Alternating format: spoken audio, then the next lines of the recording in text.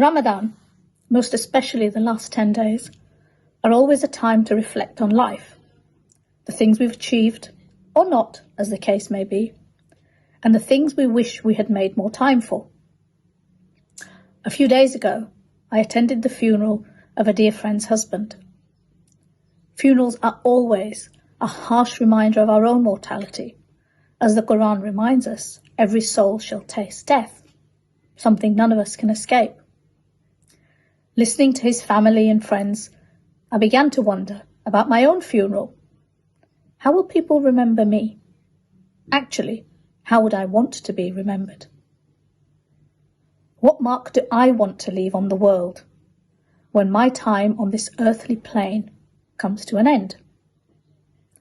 And all of these thoughts sent me down a bit of a rabbit hole, thinking about the state of the world that we're living in today and what I could do to change it. Food poverty, fuel poverty, austerity. Certainly not terms any of us would have imagined being used in 21st century Britain. But this is the reality for millions. Families are living in debt. Parents are going hungry so they can feed their children, and our elderly are freezing in their own homes because they don't turn on the heat for fear of what their heating bills are going to be like. And all the while, our so-called leaders are looking after the rich and the wealthy, exploiting serious issues, race baiting, and offering no solutions to any of the major societal issues. Our Prophet Muhammad, peace be upon him, said, "He is not a believer whose stomach is filled while his neighbour goes hungry." As Muslims, we are duty-bound to stand up to injustice. The Quran reminds us, God commands justice and fair dealing. And a well-known hadith states, "Whosoever of you sees an evil action, let him change it with his hand. And if he's not able to do so, then with his tongue.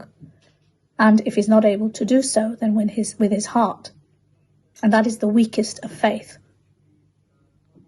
Hurtling down this rabbit hole, one thing I did become aware of was that most people I come across are inherently good, and they are fair, and they would stand up for injustice if they believed they could make a difference. I'm pretty sure that's your experience too. Because wherever you are in the world, you will find people with goodness in their hearts. And it's that goodness, that sense of doing what is fair, what is right, and what is just, that we must tap into. We must combine forces to fight injustice and change evil as the Quran commands us to. Because in the words of one prominent civil rights leader, injustice anywhere is a threat to justice everywhere.